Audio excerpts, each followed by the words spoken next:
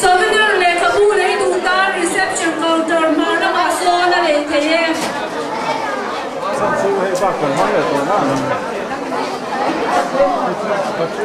Souvenir chỉ sang sang wall hanging te pen te book te le du ta reception counter team lama ale the renge Sokan me kuite Zabili jik kui ruai Investorin kan soma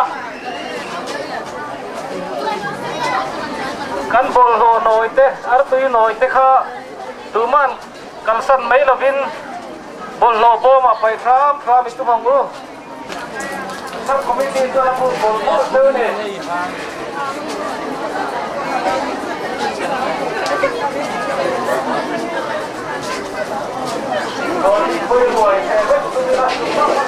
Two side two and family pule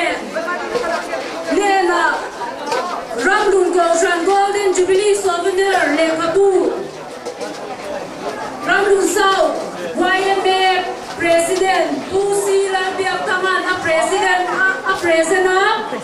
Tutu Reception Counter Team Lamayana Lamteye Two sides and family pule Kanar tui khena noite kha kan tut muna kalsan mai lovin bol ho boma i pai ram mangu ruai kha Hetama Karin so mane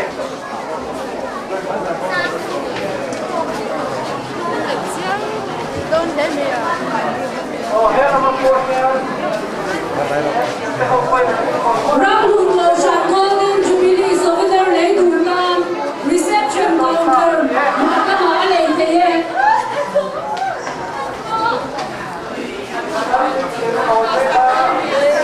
Two sides Maka Ramdun Goshan Golden Jubilee Souvenir Ramdun South YMA President Ina present there Reception Counter Team Lama Aron Lam Teye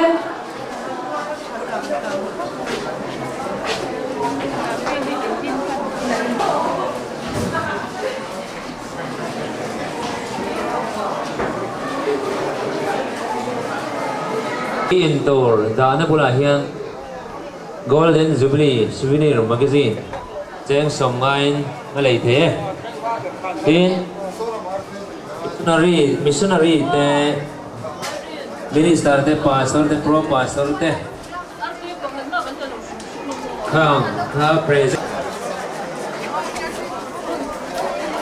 hello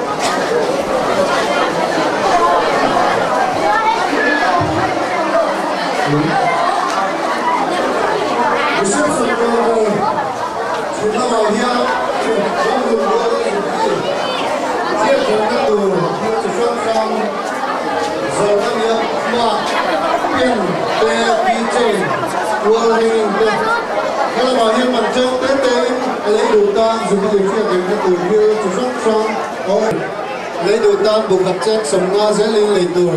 boga chuyện điều đồ ta chuyện bằng dễ lên lăng trò về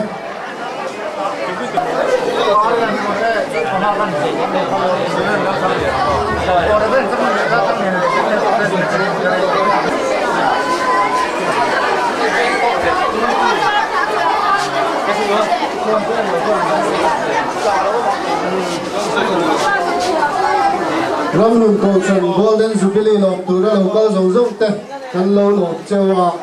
Jubilee fiat reng na tur phil chu sang sang lấy đủ cái nông chuan reception counter chim lama hian man trom te te thil chu sung song lấy tur aoma helam hip panilang athane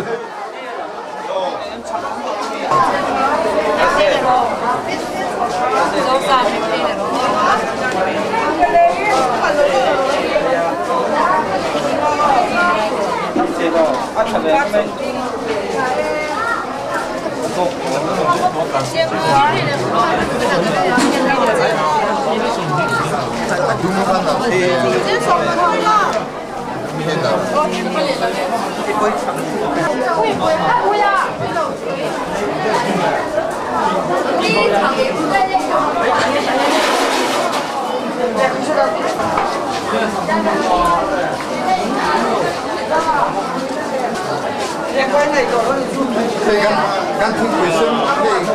không here lấy boss đều lấy bula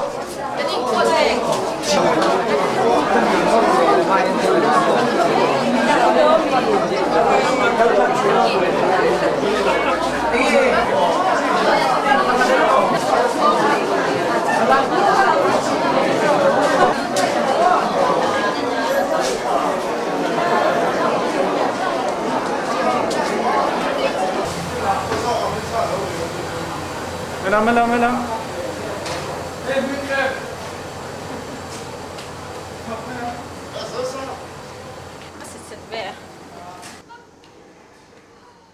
Thì bữa hôm nào nghe